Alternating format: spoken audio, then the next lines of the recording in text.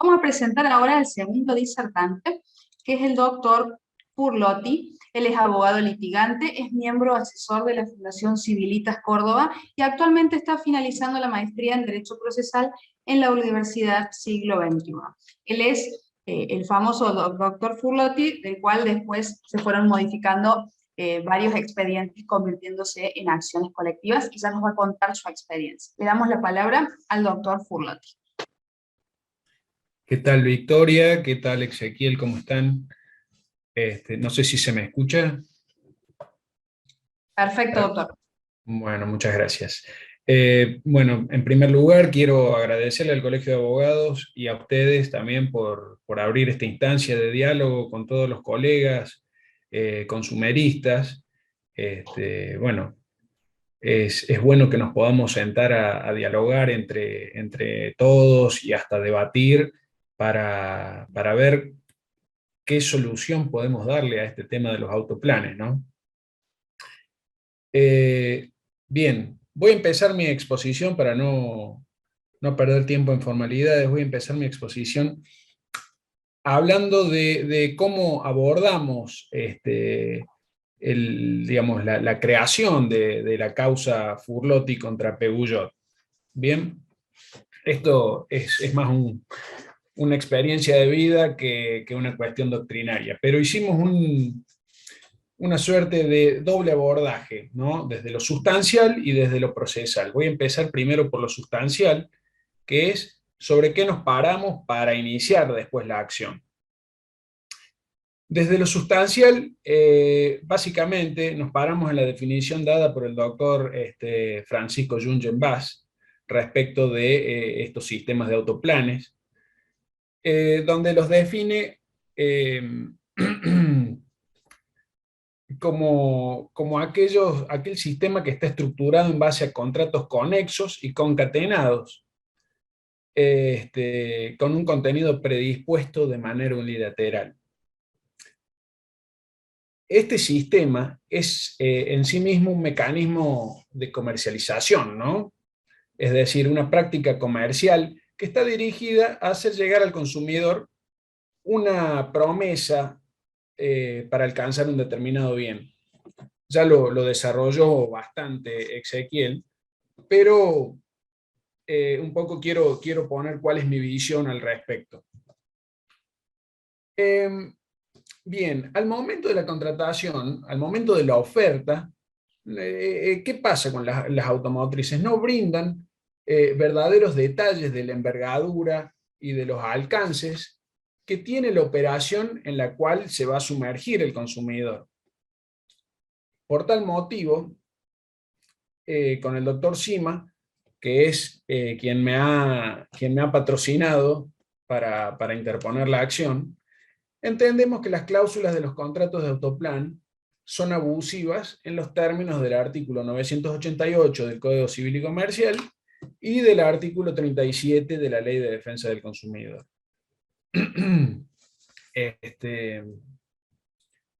Simplificando, podemos decir que hay una grave falta por parte de las automotrices en todos los contratos, ¿no? O sea, hablamos de todos los contratos en general. Tenemos una grave falta al derecho a la información que tiene que tener el consumidor. Es decir, estamos hablando del artículo 4 de la Ley de Defensa del Consumidor.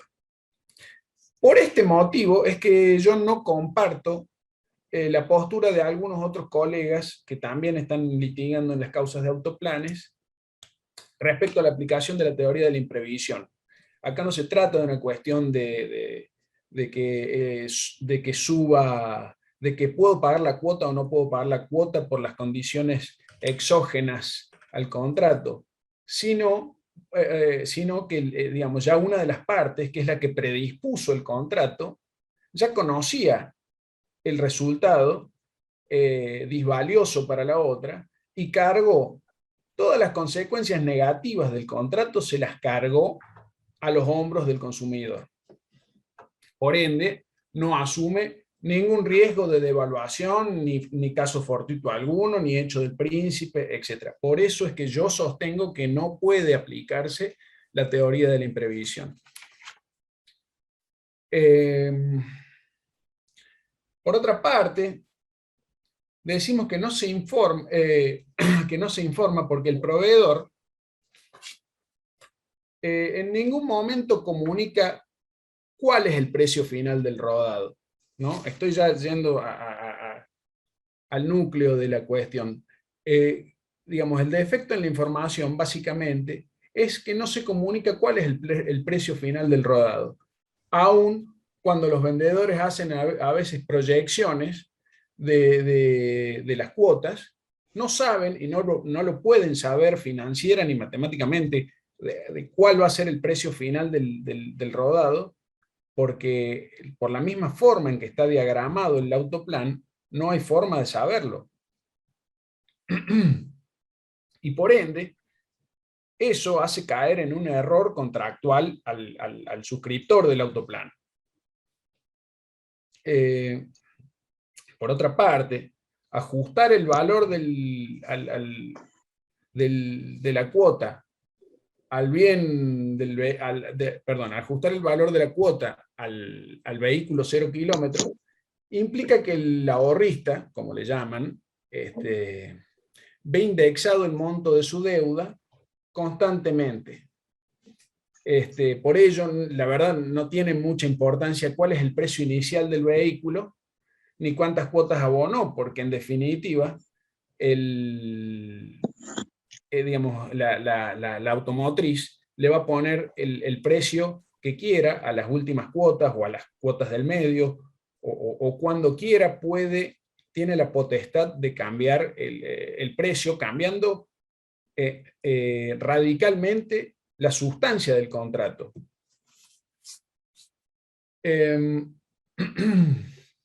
No quiero dejar de lado tampoco que este cúmulo contractual, porque digamos el autoplan no es solo un contrato, es un cúmulo contractual donde intervienen, bueno, digamos, este contrato de autoahorro que se suscribe, un contrato de prenda y por lo menos una compraventa de un vehículo. Entonces este cúmulo contractual cobra una mayor peligrosidad patrimonial para el consumidor cuando el consumidor ya adquiere el rodado, cuando tiene el rodado en su poder, porque todo lo que entregó deja de actualizarse y pasa a pagar cuotas que sí se indexan por el precio del vehículo 0 kilómetros. Posteriormente, esta forma en que va cambiando el precio de manera unilateral,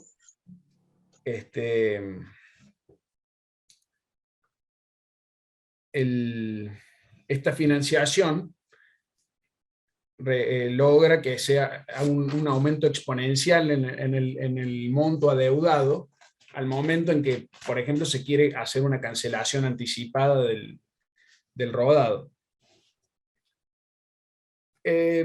A pesar de ello, hoy, por ejemplo, el grupo Stellantis, que es donde está Fiat y están, creo que Peugeot también y varias otras marcas, ha alargado una serie de instrumentos como prácticas o demostraciones de buena fe o de cercanas a la buena fe, diciendo bueno, que van a informar adecuadamente de en qué se está metiendo el consumidor. Se hizo un poquito de ruido hace un mes más o menos con eso, pero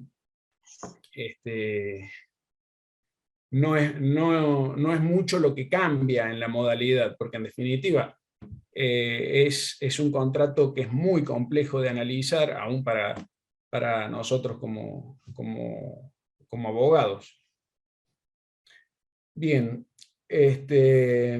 entonces entendemos que el contrato de autoplan, en definitiva, termina siendo un contrato de crédito para el consumo, ¿sí? Y como tal, debe cumplimentar los requisitos del artículo 36 de la Ley de Defensa del Consumidor, porque se trata justamente, en definitiva, de una operación de venta a crédito. Entonces, lo que deberíamos específicamente al momento de contratar es saber cuál va a ser el valor de las cuotas a pagar, su composición y el costo financiero total, tal como lo marca la Ley de Defensa del Consumidor en el artículo 36. Según la ciencia financiera, tenemos 4 elementos básicos que permiten la existencia de una operación financiera o, hablando mal y pronto, de crédito. Para que exista crédito, necesitamos primero definir el capital inicial, es decir, el valor de la deuda al inicio de la operación. ¿Cuánto sale el auto? ¿Sí? En segundo lugar, tenemos que definir cuál es la tasa de interés, indicando el valor de esta tasa, la unidad de tiempo y la moneda. Por ejemplo, podemos poner 20% anual en pesos. En tercer lugar, el número de cuotas a pagar y la periodicidad. Por ejemplo, 84 cuotas mensuales. Y el sistema de amortización de la deuda, que tenemos, bueno, el francés y el alemán. Estos elementos, ¿por qué son importantes? ¿No? ¿Por qué hago mención a esto? Porque estos elementos nos permiten, al momento de contratar, saber a qué nos estamos exponiendo como consumidores. Nos permiten saber, o por lo menos poder comprender, y por ende completar nuestro consentimiento para saber en qué nos estamos metiendo, qué tipo de contrato vamos a realizar. Y bueno, como ustedes saben, el consentimiento es uno de los elementos básicos de un contrato, sin el cual el contrato debe anularse. Así que bueno, eso sustancialmente es lo que planteamos nosotros, y de manera muy sucinta. Sobre esto que desarrollamos sustancialmente, bueno, procedimos a escribir una demanda por un auto que compré yo, y le interpusimos el día 18 de octubre de 2019. Bueno, ya Ezequiel un poco comentó qué es lo que pasó. El juez de 27 civil, el doctor Francisco Flores, en una actitud, creo que coincido con Ezequiel, muy valiente, colectivizó la demanda individual, pero con ello trajo un grave problema de defensa a esta parte, ¿no? Sin embargo, no dejo de destacar la valentía, porque es cierto lo que manifestó Ezequiel. La actitud del doctor Flores permitió en su momento, y en el momento de la peor crisis, que muchas personas puedan acceder a una cautelar sin que sin esa actitud no hubiera ocurrido. Posteriormente, y debido a lo complejo que es una causa colectiva, y aparte por el hecho de que yo no poseo la legitimación activa para llevar adelante una causa colectiva, como bien saben, para llevar adelante una causa colectiva se debe tener una personería específica para tener representación del colectivo. Por tal motivo, yo no continué como litigante dentro de la acción colectiva, e hice hice ejercicio de mi derecho de exclusión.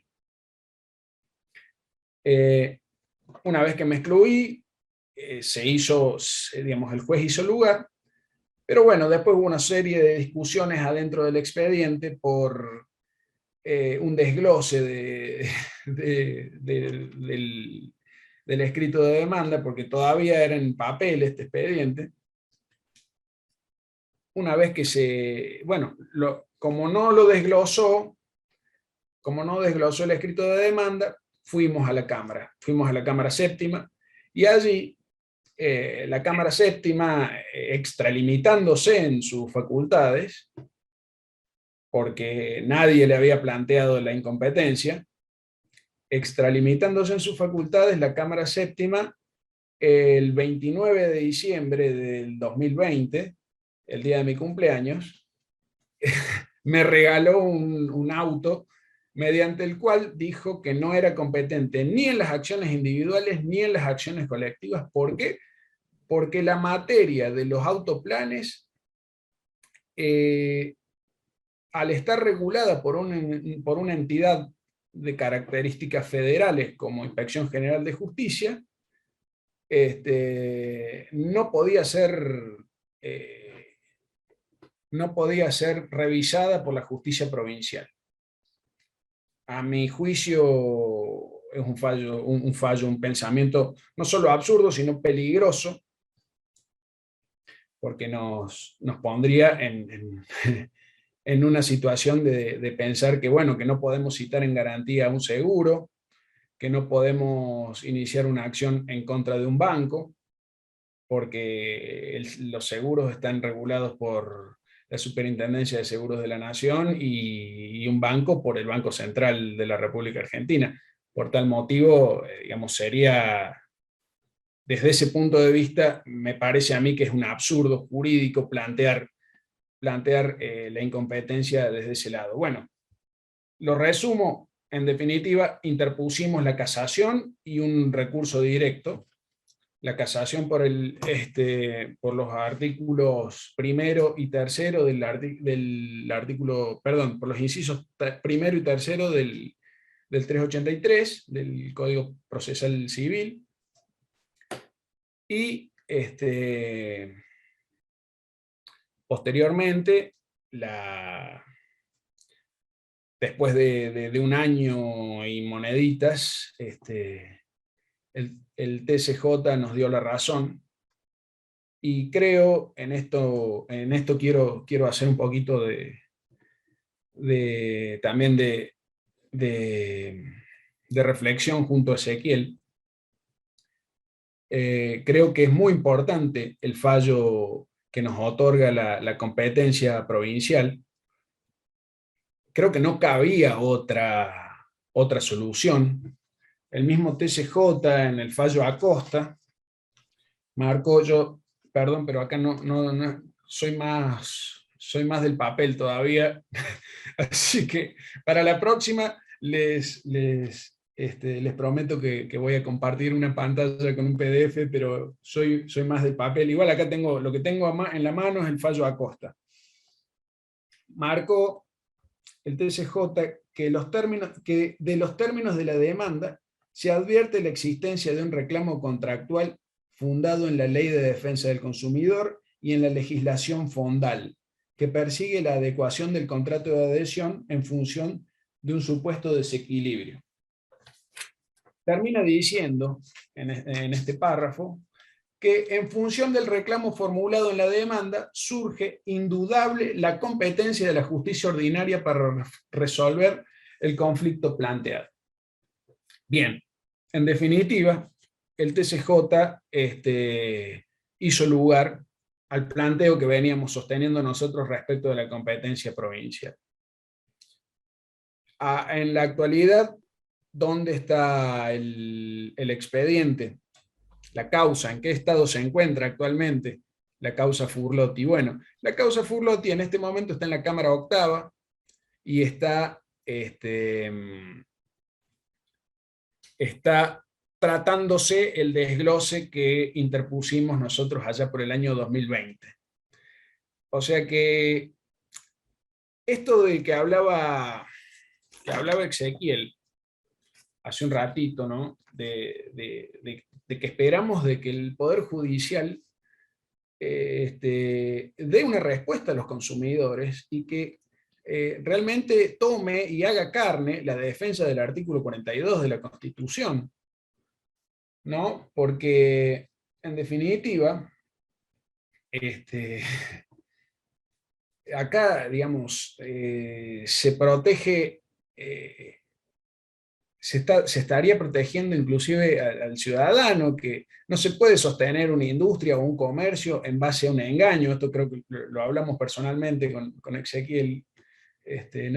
No resiste mayor análisis, proteger una industria o comercio en base a perjudicar a otros.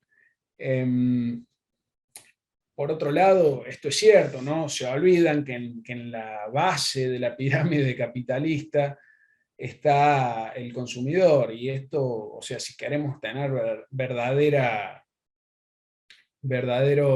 economía de mercado, si no cuidamos a los consumidores, no podemos tener economía de mercado, porque en una economía donde solamente se favorece a determinados grupos, y no se dirime con justicia los conflictos que se generan entre ellos, es muy difícil que prospere esa sociedad desde lo económico, lo social, etc.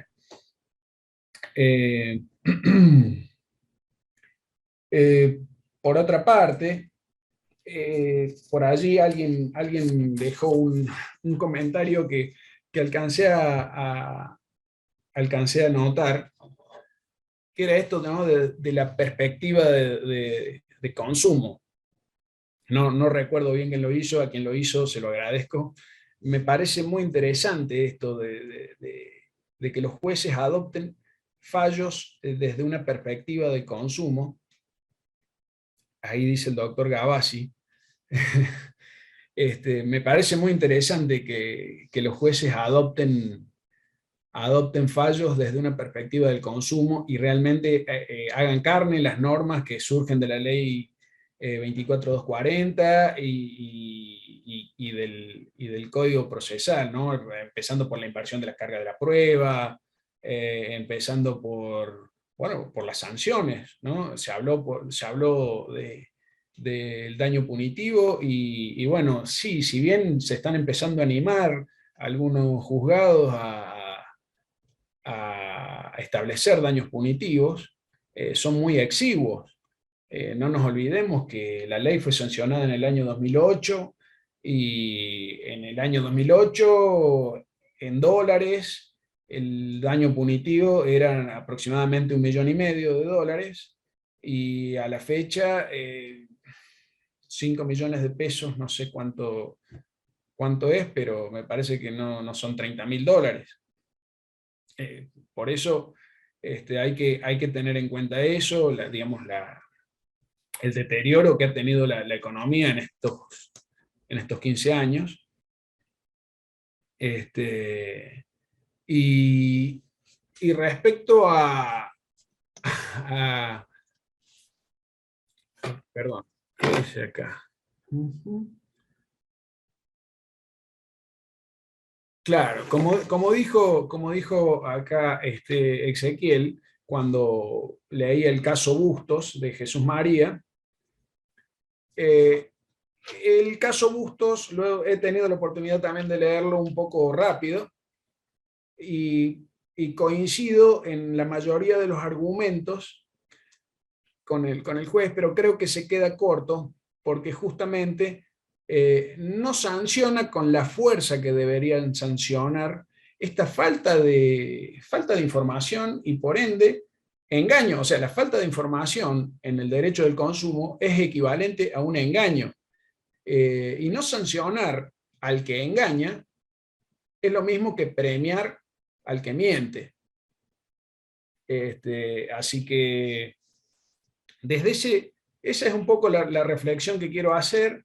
Y por otro lado, decir esto, ¿no? Que hemos dado un paso muy grande consiguiendo que el TSJ finalmente revierta este fallo tan perjudicial de la Cámara Séptima. Lo que espero yo ahora es que los tribunales y sobre todo las fiscalías, porque también hemos tenido, acá tengo los dictámenes de los fiscales de Cámara, y del fiscal general, del doctor Bustos, y en todos los fallos, afortunadamente, el TCJ no acogió ninguno de esos dictámenes, porque en esos dictámenes sostenían el sinrazón del apartamiento de la Cámara Séptima. A mí me parece, ese apartamiento me parece mucho más temerario y mucho más peligroso que lo que hizo el doctor Flores en 27 Civil, que, bueno, podemos estar o no de acuerdo muchos. Yo entiendo que se extralimitó, entiendo que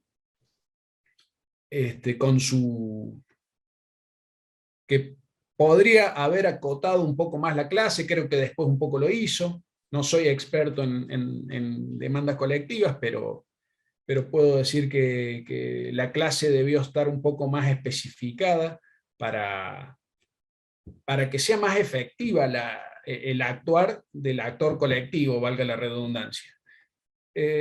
Fuera de eso, es cuanto tengo para decirles de la causa Furlotti. No sé después si Victoria quiere abrir el debate o quiere... Sí, por supuesto. Hay muchas preguntas, así que vamos a aprovechar que tenemos los dos disertantes, dos abogados que llevan acciones colectivas de autoplanes y también acciones individuales. La mayor parte de las preguntas es qué es lo que pasa con esa bola de nieve que se forma en la llamada cuota 84 o cuota 85.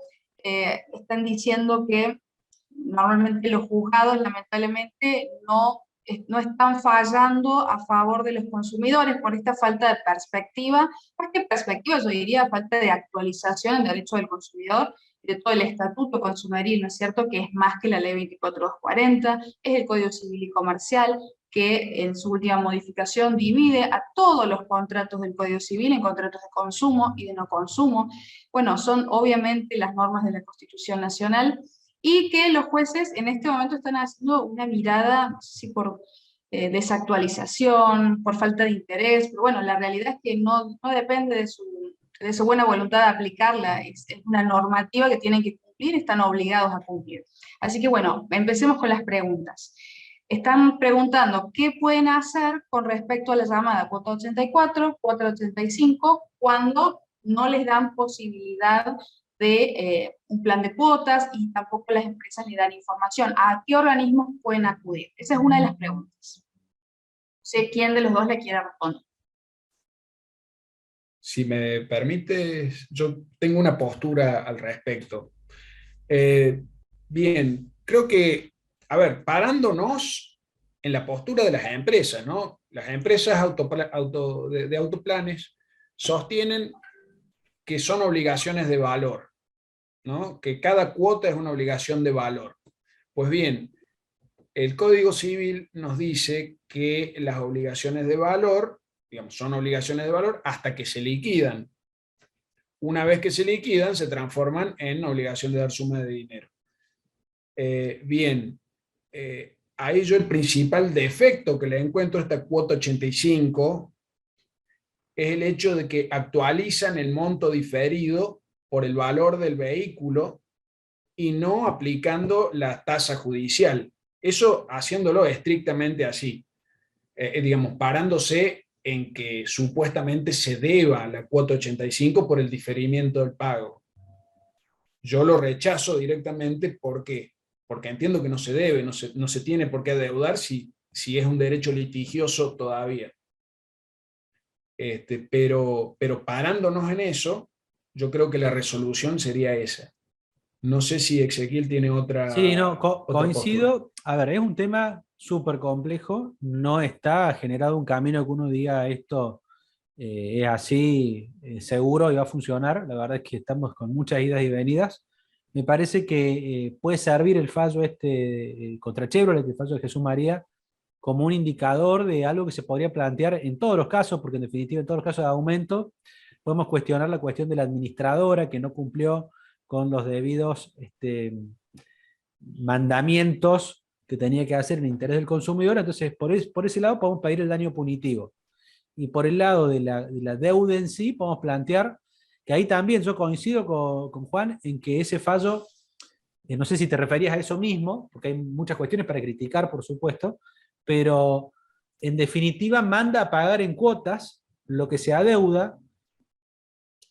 Tampoco es que lo manda a pagar, ahí hay está un poco difuso, porque no es que dice que pague, sino que autoriza a pagar en cuotas. No es lo mismo mandar a pagar que autorizar a hacerlo en cuotas, ¿no?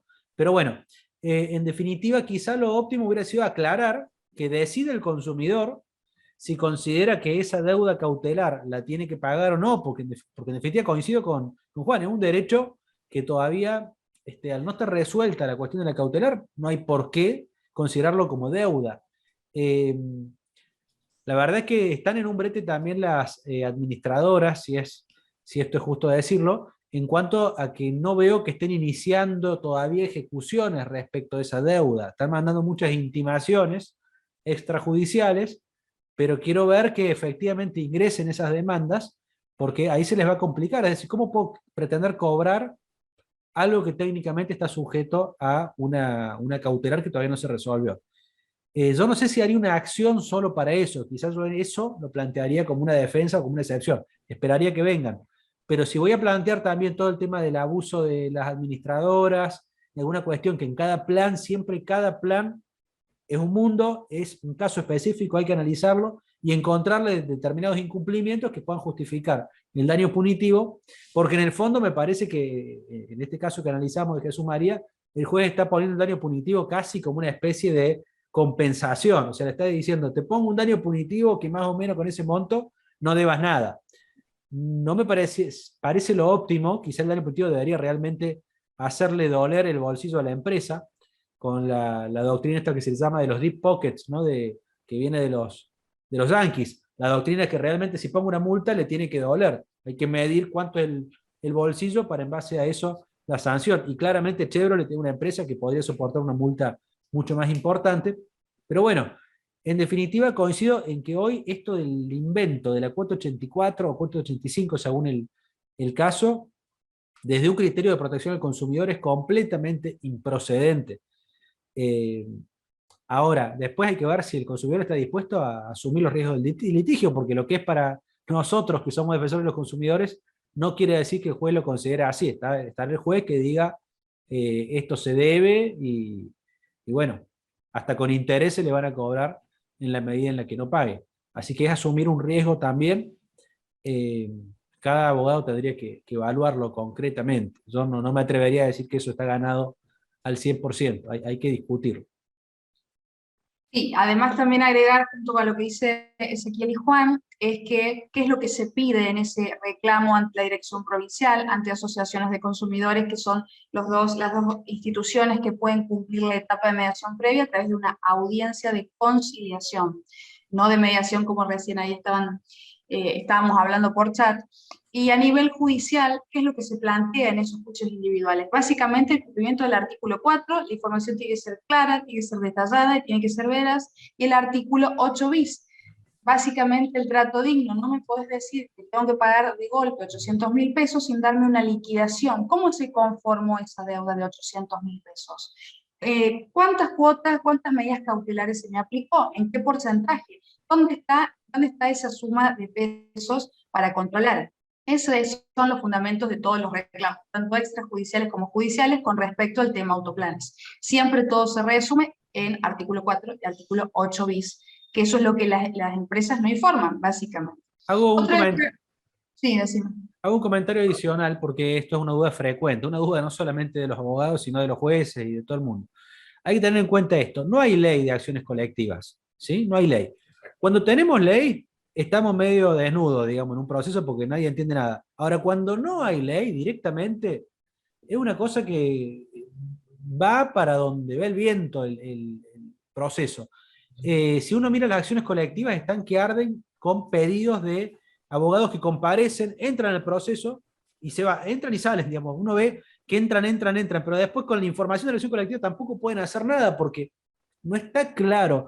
Por ejemplo, la persona que tiene una cautelar o que, la quiere, o que no le están aplicando una cautelar que está dispuesta en un proceso colectivo, puede pedir en el proceso colectivo que le apliquen la cautelar porque no sé por qué motivo no se le están aplicando a él. Y ahí hay varias respuestas, porque el juez de la colectiva le va a decir, usted no es parte. O sea, usted es parte de la clase, pero no es parte en el sentido de poder hacer peticiones procesales. De hecho, también el fallo este de la Corte Suprema toca algunos de estos elementos y en definitiva hace su propia interpretación, pero en la medida en la que no haya una ley que reglamente, que especifique, que sea claro de cómo son y deben ser los procesos colectivos, tanto en Córdoba como en el país, es muy complicado, se acumulan procesos. Conozco un montón de casos de gente que inicia un juicio en Río Cuarto y lo mandan a Córdoba por la acción colectiva, por acumulación, y en Córdoba lo vuelven a mandar a Río Cuarto y ahí andan con las acciones. Conozco también una colega de la Asociación de Consumidores que está en San Francisco, que también le pasó que por la colectiva de Córdoba le hacen planteos respecto a su juicio individual y que incluso el juez de San Francisco le dice no, porque primero le vamos a notificar el proceso para ver que no haga la misma defensa que ya hizo en la colectiva, como si tuviera lo que ver el proceso de San Francisco con el proceso de la colectiva de Córdoba. Hay un enorme desconocimiento, pero más allá del desconocimiento, tampoco están las soluciones. O sea, no es que haya una ley que uno pueda decir esto va por tal vía.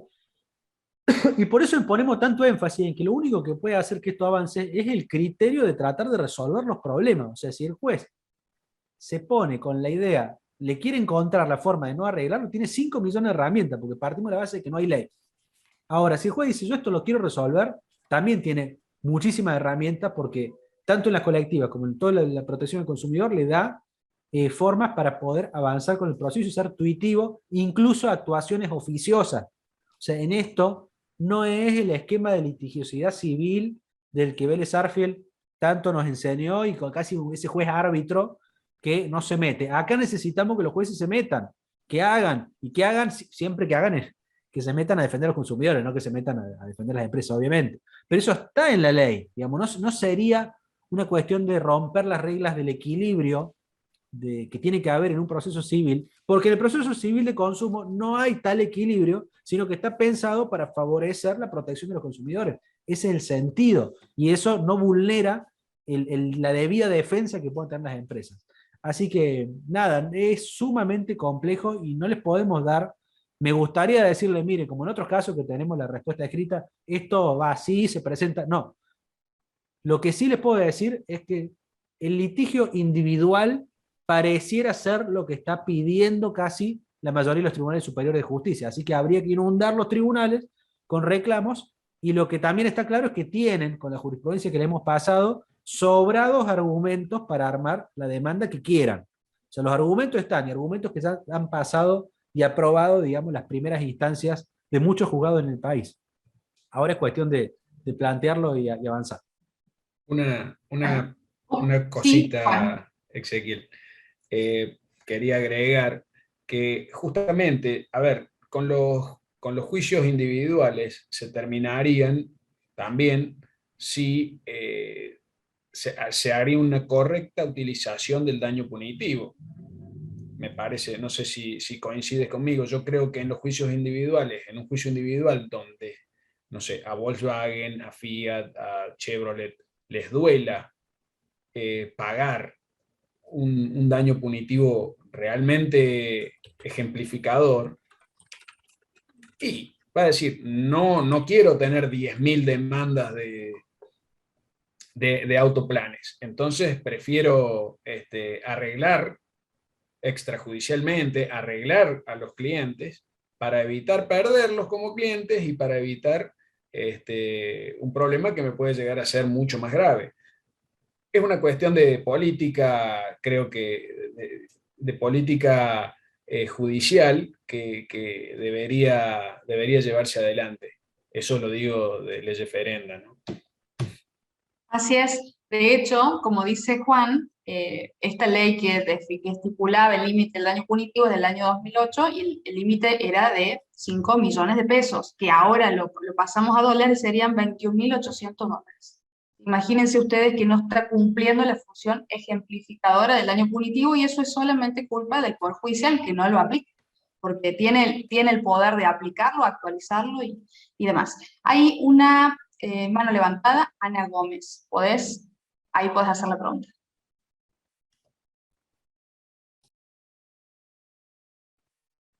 No, no se escucha. Si querés, escribirla y la voy leyendo.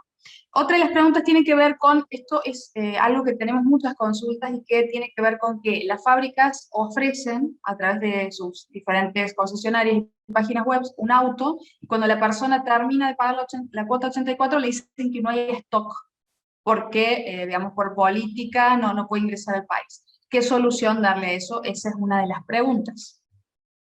No, bueno, juicio. Carta documento, como dice Ricky Maravilla, y de ahí pasamos al proceso judicial. Lamentablemente es insólito que las administradoras y fábricas de autos, cuyo único objeto es producir y fabricar autos, y que aparte les pagaron por adelantado la fabricación del auto, cuando llegue el momento de entregarlo dice que no tienen stock.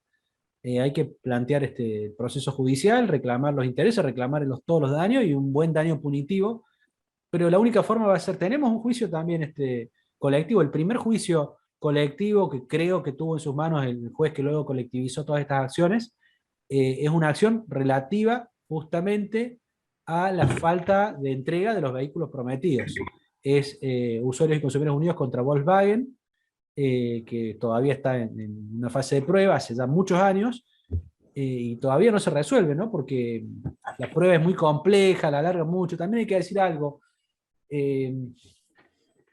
las automotrices dan trabajo en el sentido de que dan trabajo a la población, y ejercen una presión fuerte. Entonces se sientan en las audiencias y en los escritos y lo ponen sin ningún temor, ¿no? Sí, lo escriben. Señor juez, nosotros damos un montón de trabajo, ¿qué quiere? ¿Que nos vayamos y que la fábrica se cierre? O sea, ese es el mensaje que dan. Y no desconocemos esa situación. O sea, acá nadie quiere que se vaya a la fábrica o que hacerle daño, pero tampoco para que se abusen con el tema de los autoplanes, cuando está claro que hay una serie de irregularidades que están muy por encima del lógico lucro que amerita que tenga una empresa. Entonces, ese equilibrio es lo que cuesta. Son empresas muy, muy poderosas. Los autos 0 kilómetros son, esto lo repetimos mucho, porque por ahí se nos pasa desapercibido, son en más de un 50% impuestos.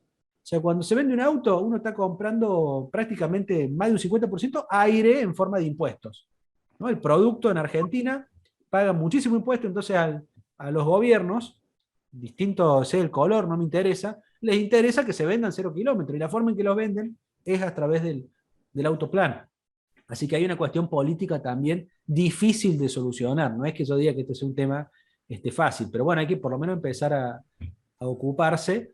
Y yo siempre cuando hago los alegatos le digo al juez, no desconozco que esta es una gran empresa y que da trabajo a un montón de gente, pero tampoco para que en el caso concreto no cumplan con la normativa básica, ¿no es cierto? Y aparte unas buenas aplicaciones de daño punitivo calculamos que va a empezar a cambiar, está cambiando un poquito, ¿no? Ya como comentaba Juan, Fiat, por ejemplo, sacó un programa de contrato claro, ellos mismos sacan algunas publicidades ahora de que quieren aclarar cómo funciona el contrato, ¿cierto? Hay como una especie de tendencia porque parece que se están viendo que se les viene un poco la avalancha de procesos judiciales. Creo que no queda otra, digamos, cada abogado que haga una pregunta respecto de cómo solucionar y va a tener que hacer el juicio, lo que sí tiene sobrados argumentos, y en eso quisimos contribuir para prácticamente cualquier demanda, tiene sus argumentos que han pasado la primera instancia exitosamente. Sí, Ana, ahora creo que se te escucha. Sí, ¿qué tal? ¿Cómo les va? Buenas tardes. Disculpen, recién funcionaba el micrófono, es una cuestión evidentemente de la conexión. Bueno, por supuesto, y antes que nada, saber que estamos ante especialistas. Lo mío es muy breve. Quería saber qué posibilidades hay o si desde la organización de ustedes han analizado esta posibilidad de llevar a la Corte Suprema de Justicia, es decir, qué posibilidades habría de que la Corte se expida en relación a esta temática, porque caso contrario estamos, digamos, con temas de jurisdicciones y demás, ¿no es cierto?, en los reclamos individuales y colectivos. No sé, desde el punto de vista de ustedes, ¿cómo consideran esto? Bueno, ya en el caso de Entre Ríos, no sé si se los comenté, pero Entre Ríos le rechazaron también la demanda. Y también en el caso de la Corte de Tucumán, los accionantes, en este caso de Tucumán, el propio defensor del pueblo, dijo que iba a ir a la Corte Suprema de Justicia de la Nación. En caso de Córdoba no podemos ir a la Corte porque el TCJ dijo que la competencia es local y ahora los juicios es como que acaban de empezar. O sea, empezaron en 2018, pero después de que fueron fulminados por la Cámara Séptima, ahora acabamos, digamos, 2018 a 2022, 4 años, y estamos en el primer decreto, por decirlo así, que como van a ser orales van a tramitar rápido. Pero no podemos ir a la Corte porque en definitiva en este momento está yendo el carril de primera y segunda instancia conforme cada uno de los juicios, ¿no? En el caso de Fiat, digamos de la causa contra Fiat, que sería Aliaga, está a resolución de la Cámara Primera, y ahí es donde les digo que el abogado de Fiat, prestigioso doctrinario, escritor de libros, participante en el código, en la Comisión Reformadora del Código Civil y Comercial, insiste en indicarle a la Cámara medidas para salvaguardar desde la perspectiva de Fiat los derechos de los usuarios, y que básicamente tumbe la cautelar, tumbe el proceso colectivo, y bueno, le da una serie de ideas como qué es lo que tendría que hacer la Cámara para solucionar el problema. Eso tiene que resolver, la Cámara tiene que decir, en este caso la Cámara Primera, los vocales Leonardo González Amar y el doctor Tinti tienen que resolver si el proceso es colectivo efectivamente o no, y si la cautelar sigue vigente o no. Y a partir de ahí volveremos al juzgado a tramitarlo ya más concretamente. En esta instancia no podemos ir a la Corte bajo ningún concepto porque está para resolución de Cámara y son los carriles procesales y las distintas instancias que están antes de la Corte. Sería bueno que la Corte en algún momento se expida sobre todo esto, pero mientras tanto el tiempo sigue pasando y el daño difícilmente se recupere, ¿no? Para los que ya deben las cuotas o tienen los problemas del día a día, está bastante complicada la situación. Doctores, ¿les puedo contar mi experiencia y hacerles una pregunta resumidamente? Sí, yo creo que, perdón, con esto... No manda la cámara. No hay problema. Con esto cerramos, Victoria, ¿no? Porque ya son las... Sí, para cumplir con el plazo de 2 horas, vamos a cerrar con esta última pregunta y acuérdense que está disponible el link de ingreso al grupo de WhatsApp para los que se quieran sumar. Me parece, lo tiro antes del cierre, que deberíamos después organizar una que sea consulta solamente. O sea, tendríamos que armar una reunión de la Sala de Derecho del Consumidor y que estén todos, porque, de nuevo, hoy nos toca a Ezequiel, yo, a Juan, a Darío, ¿sí? Pero hay muchísimos abogados que saben mucho más, que están muy metidos en el tema, que forman parte de la sala y que van a estar encantados de intercambiar, y esa creo que es la función de la sala como la estamos entendiendo. Especialista en sentido propio es difícil porque paradójicamente no hay especialización de derecho del consumidor aún, así que los que estamos somos dedicados, militantes, pero todavía la especialización en sentido de grado, de posgrado, no está porque ni siquiera las facultades. La Universidad Nacional de Córdoba no tiene la materia de Derecho del Consumidor en forma obligatoria, no tiene una optativa, así que así andamos todavía. Si no hay título de grado, digamos, no comprende el plan de grado, difícil con los posgrados. De todos modos, estamos trabajando para remediar un poco eso, armando una diplomatura que en breve vamos a informar desde el colegio. Bueno, ese es un poco nuestro trabajo. Y seguro, me parece que hay gran interés en armar reuniones solo de debate y discusión de casos. Vamos a tratar de organizarlo, nos comprometemos, queda Victoria como directora comprometida ante el público. Bien. Bueno, mi cliente hace como 2 años habíamos terminado de pagar la cuota 84. Bueno, intimamos, nos presentamos, después tuvimos 4 audiencias de mediación para tratar de llegar a un acuerdo, primeramente con Auto House y después con la administradora de Volkswagen. Por supuesto, el hecho es que no tenían el auto. Ahora, hace ya 2 semanas atrás, apareció el auto, pero había que pagar 250.000 pesos para transporte. Por supuesto, mi cliente no lo tenía. Entonces terminamos llegando a un acuerdo con Auto House que ellos pagaron el auto a 2.750.000 cuando ese auto está a 400.000. Por supuesto, mi cliente tuvo que aceptar por el hecho de la situación económica en la que se encuentra y de no seguir esperando, porque si conseguir los 250.000 para tener el auto no lo iba a poder lograr. Ahora bien, eso fue el hecho real de lo que aconteció, que le sirve como experiencia. Ahora, que es un negocio de Auto House, está comprando un auto de 4 millones a 2.750.000, porque ese auto apareció a los 2 años. Ahora tenemos que reclamar las multas a Volkswagen. ¿Qué puede llegar a suceder? Una pregunta que yo me he hecho a mí mismo es que digan que ya el plan no es nuestro, que el plan ahora es de Auto House. ¿Puede llegar a acontecer eso, doctor? La verdad que es bastante complejo, o sea, si no vemos bien la documental de la causa, creo que voy a estar hablando un poco, por lo menos de mi parte, Está bien, ¿no? está Voy a bien. estar hablando en el aire.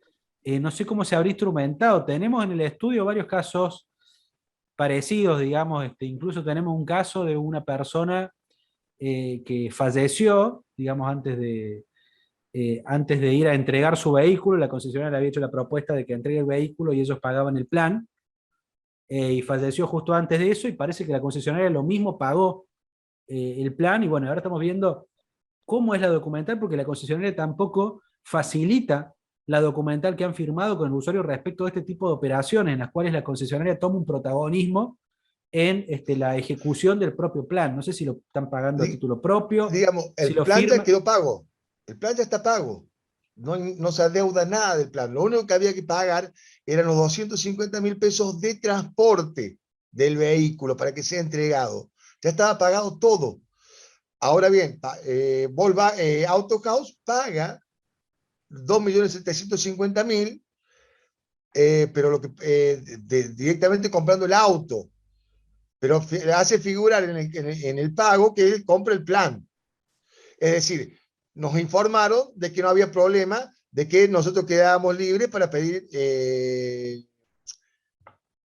las multas, el pago de la multa, que es un 1% diario, Claro, que ya pero no, sumaría si 7 estaba millones de el plan pesos. pago, si está el plan pago, ¿por qué la concesionaria lo pagó de vuelta, entre comillas? Si ya estaba No pago. lo pagó, lo compró, nos lo pagó a nosotros, a decir a mi cliente. ¿Me entiende? No, la verdad que no, ¿No? no termino de entender. Es decir, es como si el auto ya estaba. Lo único que había que hacer era traerlo al auto, según ellos. Traerlo de Buenos Aires acá y eso costaba 250.000 pesos. Entonces ellos compraron el auto. Pero sin el consentimiento del usuario. No, sí, con el consentimiento del usuario. Ahora nos dijeron que quedábamos en libertad de pedir las multas, Sí, que es el 1% diario, que sumaría arriba de 7 millones. Que eso es lo que vamos a iniciar ahora. está bien. Sí, Que lo sí. tenemos.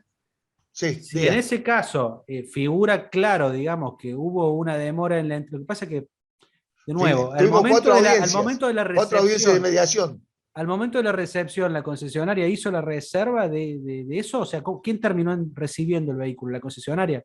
Todavía nadie, pero en sí, se entiende que va a recibirlo la concesionaria porque es la que va a pagar los Bueno, 250.000 pesos. hay que ver ahí, porque normalmente hay una reserva que debe realizarse al momento de la recepción del auto, que es un problema bastante común también, que si no se hace esa reserva se pierde el reclamo del interés por la demora.